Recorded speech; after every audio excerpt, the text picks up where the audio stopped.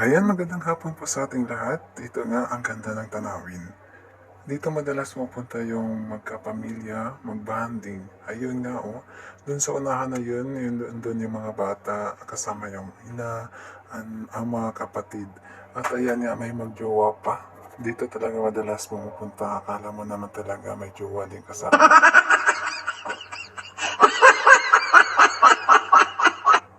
Ayan nga, ang ganda-ganda talaga ng tanawin dito. Paggabi nga, sapit ng gabi, meron na mga music dito, may kainan. Kasi malapit to sa dagat. Dito madalas nagpapahangin. Ayan nga, madalas tinitingnan yung paglubog ng araw. Dito madalas tinitingnan yung ang ganda ng ogoy ng dagat.